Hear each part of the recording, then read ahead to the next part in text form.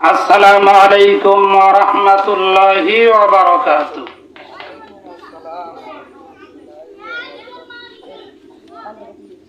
নাহমাদুহু ওয়া নুসাল্লি আলা রাসূলিহিল কারীম। আম্মা বা'দু ফাকাদ ক্বালা আল্লাহু তাআলা ফি কালামিহিল মাজিদ ওয়া ফুরকানিহিল হামিদ। আউযু বিল্লাহি মিনাশ শাইতানির রাজীম। বিসমিল্লাহির রাহমানির রাহিম। قلنا يا نار كوني بردا وسلاما على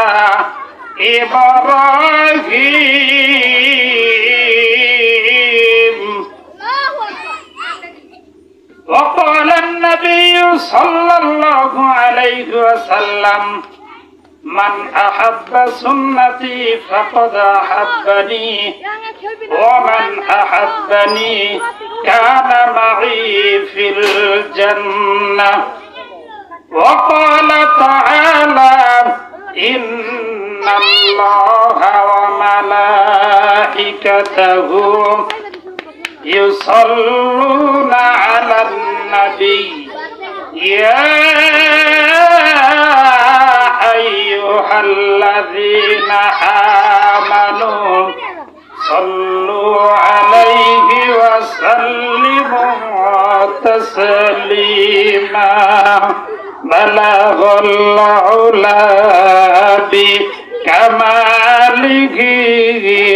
كشف الدجى بجماله حسنت جميع خصاله.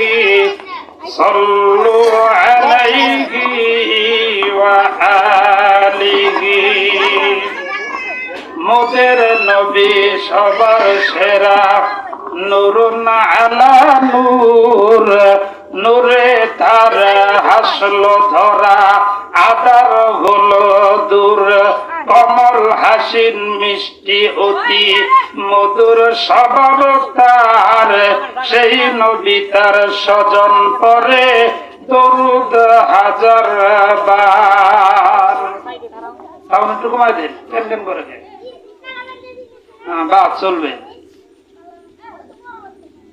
আলহামদুলিল্লাহ, ঐতিহ্যবাহী টাঙ্গাইল জেলা গোপালপুর থানার অন্তর্গত হেমনগর ইউনিয়নের দক্ষিণ ভোলারপাড়া আব্দুল সালাম সাহেবের উদ্যোগে আজকের এই তাফসীরুল কোরআন মাহফিল, পত্র মাহফিলের সম্মানিত সভাপতি জনাব হযরত মাওলানা আব্দুল গফুর সাহেব, দিগার উলামা একরামগণ, আমার সামনে উপস্থিত শ্রদ্ধেয় মুরব্বিয়ান একরাম, সমবয়সী যুবক ভাই বন্ধুগণ, স্নেহের কচি কাঁচা যারা ঘুরতেছেন, আপনারা মেহেরবানি করে সামনে বসেন।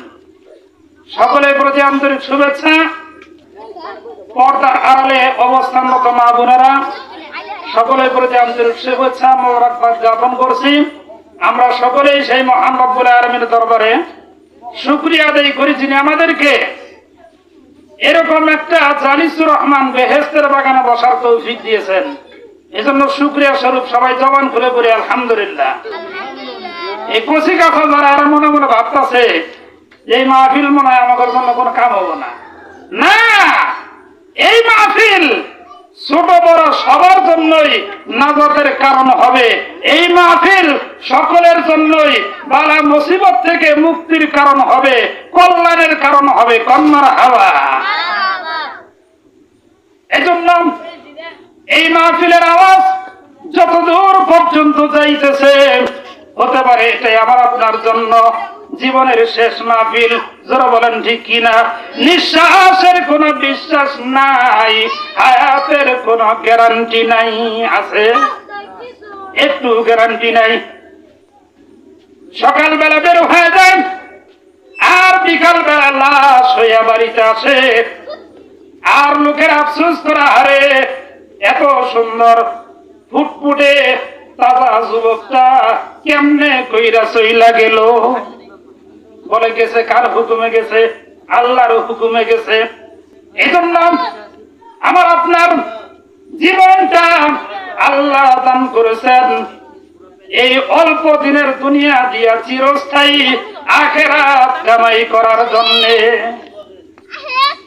হাদিসের ভিতরে বিশ্ব নবী আমার আপনার নবী ডাক দিয়ে বলেন, আদ-দুনিয়া মাজরাতুল আখিরা। ও আমার উম্মতেরা, ও ভোলারপাড়া গ্রামের মুসলমানেরা, আল্লাহর নবী বলেন, ও আমার উম্মতেরা তোমরা শোনো, এই দুনিয়া হচ্ছে আখিরাতের বাজার। বাজারে যাইয়া যেইভাবে করে বাজার সদাই করিয়া বাড়িতে আইনা খুব মজা করিয়া রান্না বান্না করিয়া খাও, এইভাবে করিয়াই এই দুনিয়া হলো আখিরাতের বাজার। এইখান থেকে আখিরাতের জন্য যে যে পরিমাণ আমল পাঠাইবা, যে যে পরিমাণ নেক আমল কইরা আখিরাতের ব্যাংকে জমা রাখবা, তার জন্য তত শান্তি ওইখানে অপেক্ষা করতেছে। এই যে 2 দিন আগেই গেল কুরবানি, ঠিক কিনা? এই কুরবানি হযরত ইব্রাহিম আলাইহিস সালামের আদর্শ বিশ্ব নবীকে সাহাবায়ে کرام প্রশ্ন করলেন, বলেন হাযিহিল আযাহি ইয়া রাসূলুল্লাহ, ও আল্লাহর নবী কুরবানি কি জিনিস? নবীজি ডাক দিয়ে বলেন, ওয়ালা সুন্নাতু আবিকুম ইব্রাহিম, এটা হলো তোমাদের জাতির পিতা ইব্রাহিম আলাইহিস সালামের সুন্নাত। তার মানে ইব্রাহিম নবীর আদর্শ। মারহাবা। ইব্রাহিম নবীর জীবনী আমার আপনার সকলের জন্য শিক্ষা। ইব্রাহিম নবীর জীবনে যদি আপনি একটু খেয়াল করি, একটু মনোযোগ দেই, আমার দিকে কানটা খাড়া কইরা এই দিকে লাগায় দেন, তাহলে বুঝবেন আল্লাহর পয়গম্বর ইব্রাহিম আলাইহিস সালামকে আল্লাহর নবী হিসেবে বানাইছেন, জাতির পিতা হিসেবে ঘোষণা দিয়েছেন। তার কারণ হইল আল্লাহ তাকে ছোট্টবেলা থেকে অনেক পরীক্ষা করেছেন, প্রত্যেকটা পরীক্ষায় তিনি পাস করেছেন বিদায়ী আল্লাহ তাকে পুরস্কার স্বরূপ জাতির পিতা ঘোষণা দিয়েছেন। আল্লাহ ডাক দিয়ে বলেন, মিল্লাতা আবিকুম ইব্রাহিম হুয়া সাম্মাকুমুল মুসলিমিন।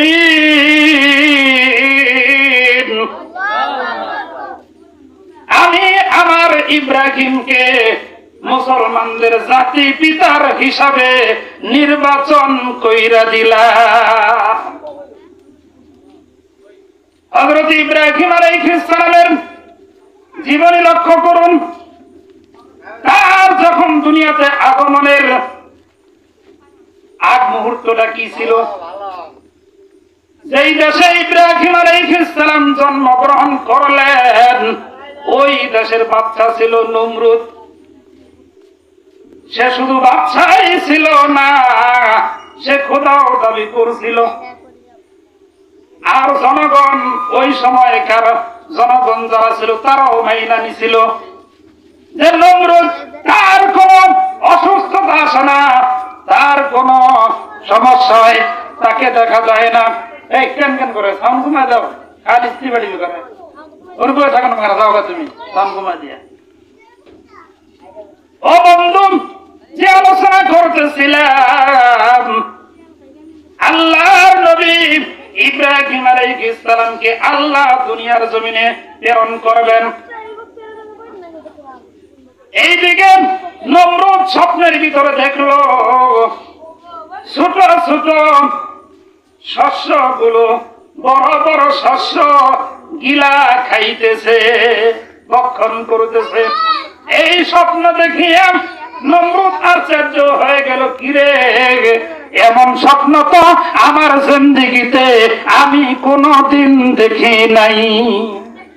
সুতরাং এই স্বপ্নের ব্যাখ্যা কি হইতে পারে, এর ব্যাখ্যা কে বলতে পারে, তার কাছে আমি যাব, এই ব্যাখ্যা না শুই না ছাড়ব না। মন্ত্রীরা রাখতে বলে, মন্ত্রীরা কি ব্যবস্থা করা যায়? মন্ত্রী বলে, আমাদের দেশে অনেক জ্যোতিষী আছে, এদেরকে ডাকলে তারাই এর ব্যাখ্যা বলতে পারে। এলাকার সমস্ত জ্যোতিষী করে ডাকা হলো, আর তারা স্বপ্নের ব্যাখ্যা এক বাক্যে একই উত্তর দিল যে এই স্বপ্নের ব্যাখ্যা হইল এইটা, যে আপনার এই দেশের ভিতরে এমন একটা শিশুর জন্মগ্রহণ হবে, যে শিশুর মাধ্যমে আপনি এত বড় বাচ্চা খোদা দাবি করেছেন, আপনার বাচ্চা গিরেও খতম হবে, আপনার খোদা গিরেও থাকবে না। এবার নমরুদ বলেন, তাহলে ওই বাচ্চাকে ঠেকাইতে হবে, দুনিয়াতে আসতেই দিব না, জন্ম নিয়ন্ত্রণ চালু করো, যেমন আমাদের দেশে আছে। বলে ছেলে আর মেয়ে একটা হইলেই ভালো হয়, দুইটার বেশি নয়। তাই বলে কি মানুষ কমতেছে না বাড়তেছে? ৭১ সালে যুদ্ধের সময় ইতিহাস আপনি কইরা দেখেন, ৭ কোটি মানুষ ছিল, এখন মানুষ ২০ কোটি পার হয়েছে। কোন মারহাবা! কে পাঠাইছে? আল্লাহ পাঠাইছে। আল্লাহু আকবার। নমরুদ এইভাবে করে জন্ম নিয়ন্ত্রণ চালু করে দিল, আর এইটা প্রচারের জন্য নিযুক্ত করলো আজর কুমারকে। আরে আজর কুমারই হইল ইব্রাহিম নবীর বাবা। কোন মারহাবা! যেইখানে বাঘের ভয়ে সেইখানেই সন্ধ্যা হয়। আজর কুমার সে ঘোষণা দিতে লাগলো, কেউ সন্তান নিতে পারবে না, বাদশার হুকুম, আমাদের খোদা নমরুদের অর্ডার, কেউ যদি সন্তান নেও তাকেও মারব, তার সন্তানকেও হত্যা করা হবে। আজর এইভাবে করে ঘোষণা দিতেছেন, এইদিকে আল্লাহর হুকুম হইল আমি আজরের মাধ্যমেই তার পরিবারে ইব্রাহিম নবীকে বরণ করব। দুনিয়ার মানুষ যতই কৌশল যতই বুদ্ধি করুক না কেন, আল্লাহর কৌশল ফেল করার মতন না। জোরে জোরে কোন মারহাবা। আল্লাহ কোরআনে ডাক দিয়ে বলেন, ওয়া মাকারু ওয়া মাকারাল্লাহ ওয়াল্লাহু খায়রুল মাকিরিন। ও দুনিয়ার মানুষেরা, তোমরা যতই মক্কর করো, যতই কৌশল করো না কেন, আমি আল্লাহর কৌশল হলো সবচাইতে বড়। আমি আল্লাহর কৌশলের চাইতে বড় কৌশল কেউ করতে পারবে না। আল্লাহ পাক রব্বুল আলামিন রাত্রি যখন হয়ে গেল, দিনের বেলা মাইকিং করেছে, রাত্রি বেলায় এবার আজর সে নমরুদের গেট পাহারা দিতেছে। নমরুদের গেটে আছে। এইদিকে আল্লাহ আজরের দিলের ভিতরে প্রেম জাগ্রত করে দিলেন যে তুমি তাড়াতাড়ি তোমার বিবির কাছে যাও। দেখো সবাই ঘুমায় পড়ছে, রাত ১২টা বাজে গেছে গা, এখন আর কেউ জাগনা নাই। তোমার বিবির কাছে যাও, আর তোমার বিবিকে তুমি খুশি করো, আমি আল্লাহ তোমার প্রতি খুশি হইয়া যাব। এখন যুবকেরা বিবাহের নামে খবর নাই, ওর কাছে গেলে কে খুশি? আল্লাহ খুশি। খালি বয়ফ্রেন্ড গার্লফ্রেন্ড বানাইয়া তাদের পিছনে সময় নষ্ট করে আর জিনার গুনাহ আমলনামায় তোলে। মরতে দেরি হবে, আল্লাহর ফেরেশতারা ডান্ডা দিতে দেরি করবে না। ও বন্ধু, আল্লাহ পাক রব্বুল আলামিন ইচ্ছা করলেন ইব্রাহিমকে দুনিয়াতে প্রেরণ করবেন, তার নবীকে দুনিয়াতে পাঠাবেন। আল্লাহ পাক রব্বুল আলামিনের ইচ্ছা অনুসারে এবার আজর কুমার সবাই ঘুমায় গেছে, সবার চোখ ফাঁকি দিয়া বাড়িতে চইলা গেছে, আর বিবির সঙ্গে মিলিত হলো। আল্লাহ পাক রব্বুল আলামিন এইভাবে করে বাপের ওরস থেকে মায়ের রেহেমের ভিতরে ইব্রাহিম নবীকে আল্লাহ পাঠাইয়া দিলেন। এবার 1 মাস 2 মাস 3 মাস যখন পার হয়ে যায়, পরিবর্তন বোঝা যাইতেছে। এবার আজরকে ডাক দিয়ে বলে, দেখো তুমি ঘোষণা দিয়েছো জন্ম নিয়ন্ত্রণ করার জন্য কেউ যাতে সন্তান না নেয়, কিন্তু তোমার ঘরেই সন্তান। এই খবর যখন মানুষ জানবে, সকলেই তোমাকে ধিক্কার দিবে, আর নমরুদ তো তোমাকে ছাড় দিবে না। তোমার চাকরিও যাবে, তোমার গর্দানও যাবে, আমিও যাব, আমার সন্তান শেষ হবে। বলে বুদ্ধি কি? বলে বুদ্ধি হইল আমাকে নির্জনে পাঠাইয়া দাও, একটা থাকার ব্যবস্থা করে দাও, যেখানে আমি থাকবো গ্রামের কেউ খবর জানবে না। এবার আজর কুমার ইব্রাহিম আলাইহিস সালামের মাকে জঙ্গলের ভিতরে, যেইখানে মানুষ যাতায়াত করে না, ওই জায়গার ভিতরে ছোট্ট একটা ঝুপড়ি ঘর বানায় দিলেন। ওই ঘরের ভিতরে সমস্ত খানা পিনার ব্যবস্থা করে দিলেন। দিনের বেলা যায় না, সাক্ষাৎ করে না, রাত্রি বেলা যাইয়া আবার কুমার তার বিবির সঙ্গে দেখা সাক্ষাৎ করে। কোন প্রয়োজন থাকলে রাত্রেই পৌঁছায় দেয়, যাতে করে কেউ টের না পায়। এইভাবে করে করে 1 মাস 2 মাস 5 মাস 9 মাস 10 মাস অতিবাহিত হয়ে গেল। ইব্রাহিম আলাইহিস সালাম আল্লাহর হুকুমে মায়ের গর্ভ থেকে দুনিয়ার জমিনে আগমন করলেন। ওই জায়গার ভিতরেই, জঙ্গলের ভিতরে ইব্রাহিম নবীর মা তাকে লালন পালন করতেছে। লোকালয়ে নিয়ে আসে না, বিপদ হতে পারে, আমার সন্তানের বিপদ হবে, আর আমি মা চাইয়ে চাইয়ে দেখবো, এটা আমি মায়ের কলিজায় মানাইতে পারবো না। কষ্ট হয় হোক, কিন্তু আমার সন্তানকে আমি বাঁচাইয়া রাখবো। দেখতে দেখতে 1 বছর 2 বছর 5 বছর 7 বছর অতিবাহিত হয়ে গেল। এবার ইব্রাহিম আলাইহিস সালাম বলে, মাগো আমাকে কে সৃষ্টি করেছে? আমার রবকে, তোমার রবকে। এবার মা বলতেছে, আমিও জানি, তোমার বাবাও জানে, এলাকার সবাই জানে, আমাদের রব হইল নমরুদ, নমরুদই হইল আমাদের বড় খোদা। এবার ইব্রাহিম আলাইহিস সালাম মনকে সান্ত্বনা দিতে পারলেন না। সাধারণ একটা মানুষ কিভাবে খোদা হয়, কিভাবে সৃষ্টিকারী হয়? বলে তারপরে ছোট ছোট আরো খোদা আছে। বলে সেগুলো আবার কি? বলে সেগুলো তোমাকে দেখাবো কয়দিন পরে। তোমাকে আমি বাড়িতে নিয়ে যাবো, আর মন্দিরের ভিতরে দেখাবো। বাঘ আছে, সিংহ আছে, হরিণ আছে, এগুলো হলো ছোট ছোট খোদা। ছোট খাটো বিপদে পড়লে এগুলোকে আমরা অনুসরণ করি, এগুলোকে ডাকি। আমাদেরকে এই মূর্তি খোদাগুলো আমাদেরকে ওই ছোট ছোট বিপদ থেকে রক্ষা করে। জোরে কন্যা নাউজুবিল্লাহ। এবার ইব্রাহিম আলাইহিস সালাম মায়ের সাথে কথা বলতেছেন রাত্রিবেলা। সুন্দর চাঁদ দেখা যায়। চাঁদ যখন পরিপূর্ণ হয় 15 তারিখের রাত্রে দেখবেন ডিমলাইটের মতন তামাম পৃথিবী আলোকিত করে। মনে হয় কে যেন একটা লাইট ধরায় রাখছে। কে ধরাইছে ওই লাইট? আল্লাহু আকবার। আল্লাহ ধরাইছে, আল্লাহ জ্বালায় দিয়েছেন ডিমলাইটের মতন চন্দ্র। এই চন্দ্র দেখে তিনি ভাবলেন, এই ছোট্ট একটা চন্দ্র এত আলো দিতেছে, সুতরাং এইটাই আমার রব হবে। আবার যখন রাত্রি শেষ হইয়া সকাল হয়ে গেল, সকালবেলা পূর্ব দিগন্তে সূর্য উদিত হইল।